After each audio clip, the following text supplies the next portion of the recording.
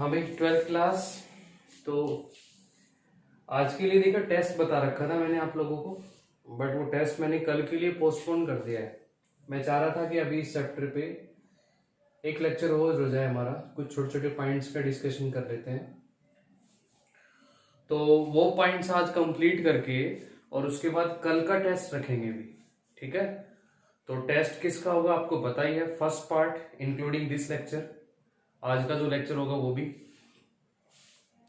तो first part में हमने इलेक्ट्रिक चार्ज और इलेक्ट्रिक फोर्स के बारे में सीखा है अभी, और उससे रिलेटेड टॉपिक्स पढ़े हैं, उससे रिलेटेड क्वेश्चंस करे हैं। तो वही सब हमारा टेस्ट में आएगा। तो देखिए ये कुछ जो पॉइंट्स थे उसमें कौन कौन से थे वो हम स्टार्ट करते हैं। जिसमें मैं एक टॉपिक लिखता हूं यहाँ पर, जब आपने बुक से रीडिंग किया होगा तो फर्स्ट पार्ट के अंदर एक फिनोमेना चार्जिंग बाय इंडक्शन और अर्थिंग से रिलेटेड आया होगा बच्चों। तो उस पे भी आपने कंसेप्चुअल क्वेश्चन पढ़े हैं, तो काफी क्वेश्चन बना रखे हैं। चलिए देखते हैं उसको। तो टॉपिक की हेडिंग डालते हैं भाई चार्जिंग बाय इंडक्शन का, चार्जिंग बाय इंडक्शन, ये हमारी हेडिंग चलेगी भाई। देखिए किसको कह रहे हैं चार्जिंग बाय इंडक्शन, थ्योरी लिखें तो हम यहां कह सकते हैं it is the temporary electrification, temporary electrification, ठीक है। Temporary electrification of a conductor in which opposite charge induced, induction इसी से आया, induced at closer end and similar charge induced at farther end in the presence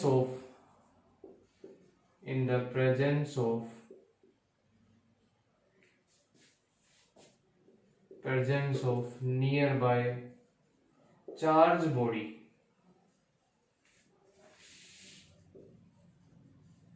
तो देखिए इसको statement को समझते हैं कि किसको कह रहा है वो चार्जिंग बाय इंडक्शन, जो लिखा है थ्योरी में हमने। इसको डायग्रामेटिकली समझते हैं। सिंपल है कि ये अगर मान लीजिए मेरे पास कोई भी चार्ज ऑब्जेक्ट है बच्चों, और इस पे आ रहा है पॉजिटिव चार्ज पहले से, मीन्स इलेक्ट्रॉन इसमें से निकले हुए हैं। आप इसको चार्ज ग्लास रोड ही समझ लीजिए, पॉजिटिव चार्ज आता है उसकी जब रबिंग कराते हैं सेल के साथ। तो इसको भाई मैंने एक कंडक्टर के नजदीक रख दिया, ये हमारा हो गया भाई मेटल कंडक्टर, ठीक है। और ये ध्यान रखा मैंने कि इसको एक स्टैंड पे जब रखा हुआ है तो ये जो स्टैंड है ये इंसुलेटिंग स्टैंड बोला जाएगा। क्या बोलेंगे सर इसको? Insulating stand. बताऊंगा उसकी भी कहानी कि इंसुलेटिंग स्टैंड पे क्यों लगाया, मेटल लगा दिया। अब होगा क्या, अभी देखिए इस मेटल पे पहले जब ये नहीं था ये ऑब्जेक्ट, या ये है भी मान लो, तो क्या इस पे कोई नेट चार्ज है? नेट चार्ज तो जीरो, जितना पॉजिटिव उतना नेगेटिव भरा हुआ है। लेकिन इस पॉजिटिव के यहां रखने से, इसकी प्रेजेंस होने से, इसके फील्ड में रखने से यहां पर इस मेटल के जो फ्री इलेक्ट्रॉन है वो शिफ्ट करेंगे, किधर आएंगे? Towards positive.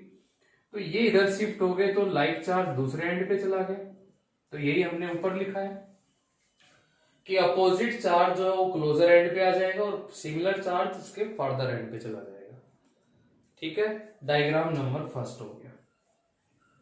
अगले डायग्राम में क्या करना है जी? अगले डायग्राम में हमने ये करना है, कुछ नहीं, ये ग्लास रोड तो यहीं पर रखनी है, ठीक है। बी डायग्राम की बात कर रहा हूं मैं, अगले स्टेप का डायग्राम बना रहा हूं जो, और उसमें जो यहां पर ये क्या था? नेगेटिव चार्ज, दूसरे एंड पे क्या था? Positive charge. इस पॉजिटिव वाले एंड की मैंने करा दी अर्थिंग, और ऐसे सिंबल बना देते हैं जनरली अर्थिंग का। तो ऐसा अगर कोई भी सिंबल मिले तो समझिएगा कि अर्थिंग। अर्थिंग जब ये वर्ड आया तो कुछ याद आया होगा आपको 10th क्लास का भी, ठीक है। तो थोड़ा सा रिपीट कर रहा हूं मैं अर्थिंग के बारे में बच्चों। तो हमने 10th क्लास में डोमेस्टिक इलेक्ट्रिक सर्किट जो पढ़ा है उसमें ये पढ़ा है कि एक लाइव वायर होती है रेड कलर में, ठीक है जी, एक न्यूट्रल वायर होती है और एक अर्थिंग वायर होती है। बच्चों अर्थिंग भी बड़ा इंपॉर्टेंट रोल है, अर्थिंग वायर, इसको हम सेफ्टी वायर भी बोलते थे, याद आया होगा, सेफ्टी वायर। जब ये अर्थिंग वर्ड आता है तो सोचिएगा कि क्या क्या एग्जाम्पल आपको सोचने में दिमाग में आते हैं। तो लाइटिंग, ठीक है, ड्यूरिंग थंडरस्टॉर्म जब लाइटिंग होती है तो क्लाउड्स का जो चार्ज एयर के थ्रू किस में आता है, अर्थ में आता है, वो भी इसी का फिनोमेना अर्थिंग। और 10th क्लास में हमें सिखाया जाता था कि हाई पावर इंस्ट्रूमेंट में जो 3 पिन प्लग लगाते हैं उसमें एक जो वायर होती है वो किसकी होती है, अर्थ की होती है। तो ऐसे मान लीजिए इलेक्ट्रिक प्रेस ही है, इसका मेटल चैम्बर हो गया, इस मेटल चैम्बर में फिलामेंट है, उस फिलामेंट को लाइव वायर एल और न्यूट्रल वायर से कनेक्ट किया हुआ है। अब मान लीजिए कोई भी इसमें शॉर्ट सर्किट या कोई भी इसमें एक डैमेज हो गया और उस डैमेज होने से इसके ऊपर का इंसुलेशन हट गया तो ये लाइव वायर डायरेक्ट कांटेक्ट में आ गई मेटल के। अब अगर आपका हाथ यहाँ या बॉडी आपकी टच करेगी यहाँ तो आपको क्या लगेगा, इलेक्ट्रिक शॉक लगेगा, क्योंकि वो करंट आपकी बॉडी के थ्रू किस में जाएगा, अर्थ में। तो हम क्या करते थे, इस मेटल की इस बॉडी के साथ टच होती हुई एक अर्थिंग वायर का यूज करते थे, वो लगाते हैं। अब जो भी करंट अगर इसमें आ भी रहा होगा तो आप सेफ हैं, क्योंकि जो करंट है ना वो चार्ज जो मूव करेगा वो एक इजी पाथ, और उसके लिए कॉपर वायर एक अच्छा पाथ है, तो उसमें से वो करंट पास होकर अर्थ में जाएगा। ठीक है, कैसे कराते हैं अर्थिंग, कुछ ने देखा भी होगा कि जमीन में एक बड़ा गड्ढा खोद लेते हैं, नीचे तक होल कर लेते हैं और एक अच्छी कंडक्टिविटी के लिए उसमें वायर डाल के कॉपर प्लेट वगैरह ये सब लगाते हैं, तो उससे एक अच्छी अर्थिंग मिलती है। तो उसका मतलब यही है कि वो जो करंट इस मेटल में से पास होना था वो अर्थ में एंट्री कर गया, तो आप सेफ रहे, इसलिए इसको सेफ्टी वायर भी बोला गया। तो इस फिनोमेना को अर्थिंग, जैसे तुमने जब कंसेप्चुअल क्वेश्चन पढ़े होंगे तो बच्चों वहां पर कुछ क्वेश्चंस आएंगे कि मैं एग्जांपल फ्रिक्शनल इलेक्ट्रिसिटी का ये देता हूं कि अगर आप एक आयरन स्केल की रबिंग करा रहे हैं एयर के साथ और फिर देखेंगे बिट्स ऑफ पेपर को, तो वो अट्रैक्ट नहीं करेगा, क्योंकि उसमें चार्ज तो आया लेकिन वो चार्ज कंटिन्यू आपकी बॉडी के थ्रू न्यूट्रल भी हो रहा है, अर्थिंग हो रही है। ठीक है, क्वेश्चन आएगा कि हाई पावर लाइन है, उस पे हम देखते हैं कि जनरली बर्ड्स बैठे रहते हैं तो उनको कोई इलेक्ट्रिक शॉक ही नहीं लगता है, तो उसके लिए क्या जरूरी है कि उसका बॉडी का एक पार्ट लाइव वायर पे, दूसरा पार्ट अगर न्यूट्रल वायर पे टच हो जाएगा तो करंट उसकी बॉडी से पास होकर न्यूट्रल वायर में जाएगा, तब उसको इलेक्ट्रिक शॉक लगेगा, अदरवाइज वो किसी एक वायर पे बैठा है तो उसको इलेक्ट्रिक शॉक नहीं लगेगा। क्वेश्चन आया कि एक ह्यूमन बॉडी को बिना शॉक दिए हुए एक हाई वोल्टेज पे अप्लाई कर सकते हैं, यस कर सकते हैं। उसके लिए क्या है कि हमारे घर में 220 वोल्ट लाइव वायर पे जो चल रहा है, ठीक है, उसको अगर हम टच करते हैं, लेकिन कंडीशन है कि हाई इंसुलेटिंग प्लेटफॉर्म पे खड़े होके, इंसुलेटिंग प्लेटफॉर्म मन मीन्स प्लास्टिक है, कोई प्लास्टिक ड्रम है, प्लास्टिक स्टैंड है, उस पे खड़े होके अगर टच करें तो इलेक्ट्रिक शॉक लगने के चांसेस कम है, क्योंकि अगर आपका सफिशिएंट हाई इंसुलेटिंग प्लेटफॉर्म है तो। लेकिन बच्चों अगर आपका एक हाथ या बॉडी टच के साथ है लाइव वायर के साथ और उधर न्यूट्रल वायर से भी टच होगी तो फिर करंट आपकी बॉडी से पास होगा, फिर इलेक्ट्रिक शॉक लगेगा। तो हम वोल्टेज अप्लाई कर सकते हैं ह्यूमन बॉडी पे भी without getting a shock, electric shock, समझे। लेकिन अगर आपने लाइव वायर को टच किया हुआ है, इंसुलेटिंग प्लेटफॉर्म पे तो खड़े हैं, लेकिन गलती से अगर आपने अर्थिंग के साथ अगर कॉम्बिनेशन बना लिया या किसी मेटल के पार्ट को टच कर लिया, वो मेटल का पार्ट कांटेक्ट में अर्थ के, तो आपको इलेक्ट्रिक शॉक लगेगा ही लगेगा। ठीक है, तो ऐसे बहुत सारे एग्जांपल्स हमारे अर्थिंग से रिलेटेड चलते हैं। अर्थ is a very good conductor of electricity, बहुत सारे फ्री इलेक्ट्रॉन्स है उसके पास। अब क्वेश्चन एक ये भी बनता है कि सर जब अर्थ में चार्ज जा रहा है तो अर्थ पे भी चार्ज आना चाहिए, फिर भी हम अर्थ को न्यूट्रल ही मानते हैं। देखिए अर्थ एक बहुत बड़ा स्फीयर है और उसमें कुछ चार्ज एंटर करने या निकालने से उसकी न्यूट्रलिटी पे कोई इफेक्ट ज्यादा नहीं पड़ता है, तो हम उसको न्यूट्रल ही मानते हैं। नेट चार्ज कितना होता है उस पर बच्चों, 0। वही हमने इस डायग्राम में किया है। अब क्या होगा देखो इसमें, earth is a very good conductor of electricity, earth के पास बहुत सारे फ्री इलेक्ट्रॉन है। एक्चुअल में होता क्या है कि इस पॉजिटिव की तरफ कौन मूव करके आने लगेंगे, इलेक्ट्रॉन इस वायर के थ्रू, और इतने आएंगे जितना कि इसको न्यूट्रल ना कर दे। हम अपनी सिंपल भाषा में कह देते हैं कि चार्ज किसमें चला गया, अर्थ में, बट एक्चुअली इलेक्ट्रॉन इधर आए हैं और इसको क्या करते हैं, न्यूट्रल करते हैं। क्लियर है। तब तक आपने इसको ही होल्ड करके रखना है ताकि ये पॉजिटिव नेगेटिव को बाउंड करके ही रखे अपने पास। चलिए ठीक है सर, अर्थिंग का भी हमें कुछ याद आ गया। अर्थिंग भी बड़ी इंपॉर्टेंट फिनोमिना है। सी पॉइंट यूजफुल है। और सी डायग्राम में मैं क्या करता हूं कि ये जो ग्लास रोड है इस पे तो चार्ज है ही है, और ये हमारा, अब यहाँ जो इंसुलेटिंग स्टैंड की बात थी ना वो इसीलिए थी क्योंकि अगर ये कंडक्टिंग होता तो चार्ज इस पे रुकता ही नहीं, अर्थ उसको न्यूट्रल बना के रखती। तो इंसुलेटिंग स्टैंड है, ये वाला चार्ज इधर वाला न्यूट्रल हो गया है, तो इधर वाला नेगेटिव तो बचा हुआ है, ये नेगेटिव तो बचा हुआ है यहीं पे। और एट लास्ट बच्चों आप इस ग्लास रोड को भी हटा दीजिए, और ये एक मेटल कंडक्टर है, तो मेटल क्या करता है अपने पूरी बॉडी पे उस चार्ज को डिस्ट्रीब्यूट कर लेगा सरफेस पे। तो यहाँ पर हम कहेंगे कि इस पूरी बॉडी पे कैसा चार्ज आ जाएगा, नेगेटिव चार्ज आ जाएगा। तो देखिए पहले ये कैसा था, न्यूट्रल, अब इस पे क्या आ गया, चार्ज। इसी को बोलते हैं चार्जिंग बाय इंडक्शन। क्या इसने अपने चार्ज का कोई लॉस किया ना, हमने इसको टच किया, तो without loss of this charge इस पे क्या इंड्यूस्ड हो गया, एक अपोजिट चार्ज। इस फिनोमिना को बोलते हैं चार्जिंग बाय इंडक्शन। आपकी बुक में पढ़ोगे थ्योरी में तो 2 स्फीयर लेके भी बना रखा है, वो भी आप पढ़ के देखना सारे स्टेप। तो ये एक टॉपिक होता है जिसको हम बोलते हैं चार्जिंग बाय इंडक्शन। इंडक्शन से चार्ज का इंड्यूस्ड होना। आया होगा समझ में, ठीक है। तो ये डेफिनेशन लिख लेंगे और इसके ये चारों डायग्राम बना के दिखा देंगे। इसमें अर्थिंग का बड़ा इंपॉर्टेंट रोल रहा, अर्थिंग को मैंने आप लोगों से डिस्कस किया।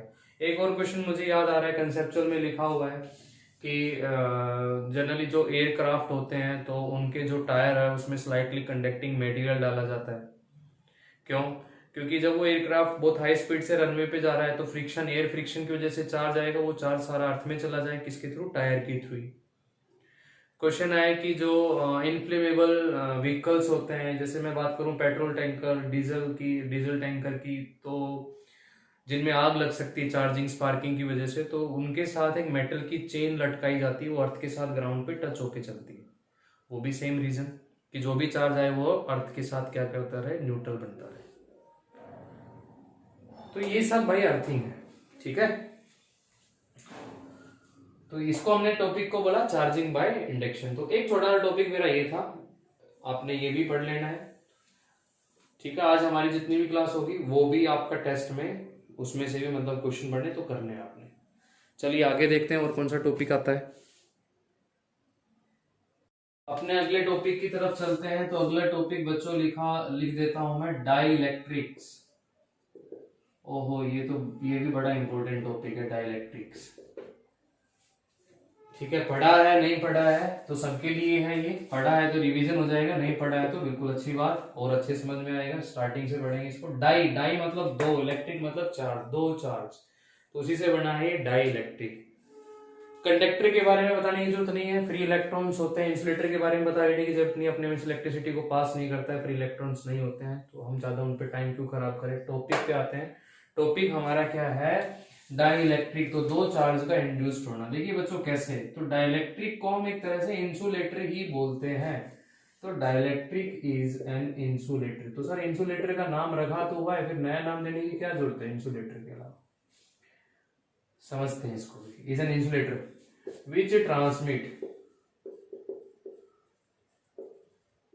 which transmits electric effect without conducting। Conduct हुए बिना कंडक्टर की तरह ही काम कर देता है, इलेक्ट्रिक इफेक्ट को आगे ट्रांसमिट कर देता है कंडक्ट हुए बिना। याद करो, heat conduction, particle to particle energy जाना, इसमें ऐसा नहीं होगा, लेकिन एनर्जी आगे पहुंच जाएगी, फील्ड आगे इफेक्ट पहुंच जाएगा उसका। देखिएगा कैसे। भाई मान लो कि यहां पर मैंने एक पॉजिटिव चार्ज ले रखा है, यहां पर मैंने एक नेगेटिव चार्ज ले रखा है, तो बच्चों एक फील्ड बन जाएगा जिसको हम इलेक्ट्रिक फील्ड कहते हैं। अगले चैप्टर में यही है आएगा। इसमें मैंने इसके फील्ड के अंदर एक रख दिया जी इंसुलेटर, इसको हम इंसुलेटिंग स्लैब बोल देते हैं। ये हो गया इंसुलेटर। अब चाहे कंडक्टर हो या इंसुलेटर हो, पॉजिटिव नेगेटिव तो सबके पास है, ठीक है। तो ये पॉजिटिव नेगेटिव को अपनी तरफ खींचेगा। आगे हमने पढ़ना है डाइलेक्ट्रिक पोलराइजेशन, बार बार आएगा इस चैप्टर में डाइलेक्ट्रिक वर्ड। तो यहां पर इंड्यूस्ड हो जाएगा नेगेटिव चार्ज। थोड़ा अटेम्पटेशन पे ध्यान रखना, यहाँ 4 पॉजिटिव 4 नेगेटिव दिखा हुआ ऐसे ही। जब यहां नेगेटिव आया, मतलब पता है होगा क्या कि यहां पर जो एटम होगा उस एटम में जो नेगेटिव होगा, नेगेटिव इधर खींचेगा तो पॉजिटिव थोड़ा पीछे, negative positive negative positive negative positive, फिर पॉजिटिव यहाँ गया तो जो नजदीक में एटम होगा उसका नेगेटिव यहाँ आ जाएगा। ऐसे ये प्रोसेस चलेगी आगे तक। तो ऐसे करते करते यहाँ पॉजिटिव यहाँ नेगेटिव, तो दूसरे एंड पे पॉजिटिव।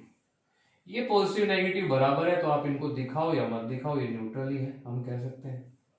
तो इसके एक साइड फेस पे तो इंड्यूस्ड हो गया जी नेगेटिव चार्ज माइनस का क्यू आई, दूसरी साइड के फेस पे इंड्यूस्ड हो गया सर प्लस का क्यू आई। तो देखो इस प्लस का इंपैक्ट आगे ट्रांसमिट कर दिया इसने विदाउट कंडक्टिंग। अब इसको आप इंसुलेटर ना कह के क्या बोलेंगे, डाइइलेक्ट्रिक, क्योंकि इसके सरफेस पे क्या इंड्यूस्ड हो गए हैं, दो चार्ज। आया समझ में? इसको हमने क्या बोलना है, डाइइलेक्ट्रिक। क्या काम आता है सर डाइइलेक्ट्रिक? बिल्कुल काम का भी बात करेंगे आगे, जब हम एक कैपेसिटेंस चैप्टर पढ़ेंगे तो वहां डाइइलेक्ट्रिक को जरूर इन्वॉल्व करेंगे। तो simply definition, dielectric is an insulator which transmit electric effect without conducting. आप डायग्राम बना के दिखा सकते हैं। एक यहाँ पर अप्लाइड फील्ड दिखा दिया हमने, ठीक है, यहाँ पर चार्ज का क्या हो गया, इंड्यूस्ड हो गया। तो इसको हम क्या बोल देंगे अब, डाइइलेक्ट्रिक। डाइइलेक्ट्रिक से related dielectric strength, dielectric polarisation, ऐसे कई वर्ड आएंगे। तो अभी इस चैप्टर में इतना हमें डीप में नहीं जाना डाइइलेक्ट्रिक में। अच्छा जी, अभी आगे देखो एक इसी रिलेटेड बनता है फिर बच्चों, डाइइलेक्ट्रिक कांस्टेंट। डाइइलेक्ट्रिक कांस्टेंट, इसको भी जरा समझ लेते हैं। डाइइलेक्ट्रिक कांस्टेंट को के नाम देते हैं, और यहां पर इसको ऐसे भी लिख सकते हैं, relative electrical permittivity. Relative electrical permittivity, epsilon r symbol इसका यूज करते हैं। एप्सिलॉन याद है ना, epsilon naught, epsilon m, epsilon r. फिर से मैं कूलम्स लॉ पे पहुंच जाता हूं। 2 point charges Q1 Q2 central distance R air में रखे हैं, फोर्स लग रहा है एयर के अंदर 1/4 pi epsilon not Q1 Q2 upon में R²। सबको याद है, क्या नया है इसके अंदर, कुछ भी नया नहीं है। Same charges placed in different medium Q1 Q2, medium मान लीजिए भाई वाटर है, तो फोर्स उतना ही रहेगा या कुछ बदलेगा, बदलेगा, कम होगा या ज्यादा होगा। तो यहां पर इसकी परमिटिविटी बढ़ती है, वाटर का डाइइलेक्ट्रिक कांस्टेंट बढ़ता है तो फोर्स कम होता है। कैसे लिखेंगे उसको, 1/4 पाई, ये परमिटिविटी बदल गई है, एप्सिलॉन एम लिख देंगे, चार्ज तो वही थे, डिस्टेंस भी वही था। इक्वेशन ये फर्स्ट हो गई जी, ये इक्वेशन सेकंड हो गई। अब अगर बच्चों मैं ये करता हूं कि सेकंड को फर्स्ट से डिवाइड करता हूं, तो force in water to the force in air, जब हम डिवाइड करने जाएंगे तो डिवाइड करने पे ऊपर कौन पहुंच जाएगा, एप्सिलॉन नॉट। ठीक है, या आप इसमें ये करो, फर्स्ट को सेकंड से डिवाइड करो, force in air to the force in water. Air वाला तो यही 1/4 pi epsilon not Q1 Q2 upon में R², डिवाइड करूंगा ऊपर क्या जाएगा, 4 pi epsilon m R²। Q1 Q2 cancel cancel cancel, क्या आ गया, एप्सिलॉन m अपॉन में एप्सिलॉन नॉट। इस रेशियो को बच्चों K dielectric constant, also epsilon R। याद करो, relative electrical density, sorry relative density, density of body to the density of water at 4 degree Celsius. तो density of medium to the density of air is also called या known as relative permittivity, and also may be defined as, कैसे define कर सकते हैं इसको, dielectric constant से भी। तो भाई क्या लिखा हमने, हमने लिखा force in air to the force in water is equals to epsilon m epsilon naught is equals to k is equals to epsilon r। ये जो k है इसको बोल रहे हैं डाइइलेक्ट्रिक कांस्टेंट। बढ़ा देंगे definition, it is the ratio of force in air to the force in medium, permittivity in medium to the permittivity in air, और इसी को हम रिलेटिव, एक दूसरे के साथ रिलेशन बनाना, इसको बोलते हैं डाइइलेक्ट्रिक कांस्टेंट। अब जो हमने यहां से देखा कि ये जो फोर्स आ रहा है इलेक्ट्रिक फोर्स, ये इनवर्सली प्रोपोर्शनल टू परमिटिविटी आता है। क्या आता है, इनवर्सली प्रोपोर्शनल टू परमिटिविटी। जिसकी परमिटिविटी ज्यादा मिलेगी उसमें फोर्स की वैल्यू क्या मिलेगी, कम मिलेगी, उसमें फोर्स की वैल्यू कम मिलेगी।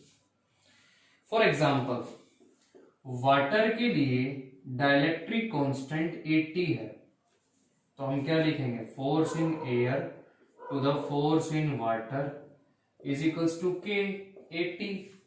तो force in water is equals to force in air upon में 80, तो 80 टाइम्स कम लगता है वाटर में फोर्स, किनके बीच में, टू चार्जेस के बीच में।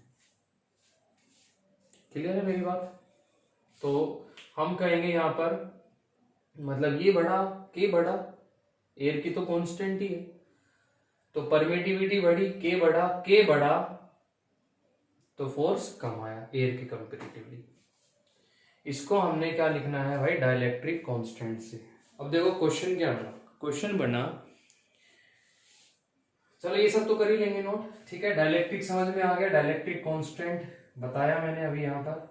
अच्छा, मैं अगर यूनिट पूछूं तो बच्चों वाली बात है, ऊपर भी परमिटिविटी, नीचे भी, ऊपर भी फोर्स, नीचे भी फोर्स, तो यूनिट लेस ही हो गई तो ठीक है। अब क्वेश्चन क्या पूछा जाएगा, जो आपसे क्वेश्चन पूछा जाएगा 12th क्लास के बच्चों से, जो क्वेश्चन पूछा जाएगा सीबीएसई में, वो पूछा जाएगा कि वाटर जो है उसका डाइलेक्ट्रिक कांस्टेंट 80 है, तो कैसे हम कह सकते हैं वाटर एक अच्छा सोलवेंट है, ठीक है, जो ज्यादा चीजों को मिला लेता है, मिक्सअप कर लेता है, तो वाटर एक ग्रेट सोलवेंट कहते हैं। तो वो इसका रीजन हम इससे भी दे सकते हैं। कैसे, देखो, वाटर के लिए हम H2O जो केमिकल फॉर्मूला लिख रहे हैं, HHO, इनके बीच में क्या बनी हुई है, कोवलेंट बॉन्डिंग बनी हुई है, इलेक्ट्रॉन इलेक्ट्रॉन की शेयरिंग होती है, ठीक है।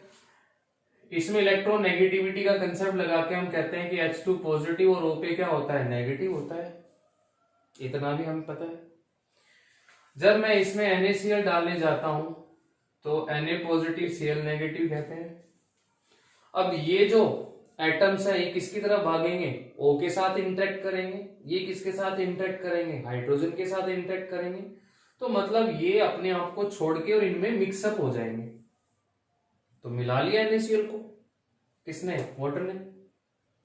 लेकिन तो यहां पर हम ये कह सकते हैं, वाटर जो है ना, वाटर का डाइलेक्ट्रिक कांस्टेंट कितना है, 80 है।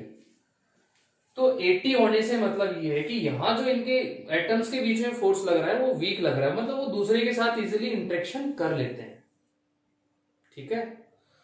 अब अगर इसके उल्टा अगर मैं बेंजीन पे जाता हूं बच्चों, ठीक है, तो वहां बेंजीन के लिए डाइलेक्ट्रिक कांस्टेंट लगभग 2 पॉइंट कुछ है, 2.25 है, 2.5 मानो बेंजीन के लिए। अब बेंजीन के लिए ये जो के है ये इतना है, कम है, वाटर के कंपेरेटिवली काफी कम है, 2.2 मान लो। तो फोर्स क्या है, बेंजीन का जो केमिकल आप फॉर्मूला लिखते हैं उसमें जो भी एटम्स हैं उन एटम के बीच में फोर्स क्या है, इसका मतलब स्ट्रॉन्ग लगा हुआ है, तो वो दूसरे के साथ इंटरेक्शन पसंद ही नहीं करते हैं, जाते ही नहीं इंटरेक्शन करने के लिए। समझ पा रहे हैं मेरी बात? तो उनके पास जाके मिलते ही नहीं है, इसलिए हम क्या बोलते हैं कि बेंजीन को वाटर में डालेंगे, नहीं हो गया सोल्यूबल। तो यहां एक क्वेश्चन बनाया जाता है कि वाटर को क्या बोलते हैं हम, एक अच्छा सोलवेंट। क्यों? क्योंकि वाटर के जो एटम्स हैं एक मॉलिक्यूल के अंदर, उनमें जो फोर्स है वो क्या है, कम है, क्योंकि उसका डाइलेक्ट्रिक कांस्टेंट या परमिटिविटी ज्यादा है।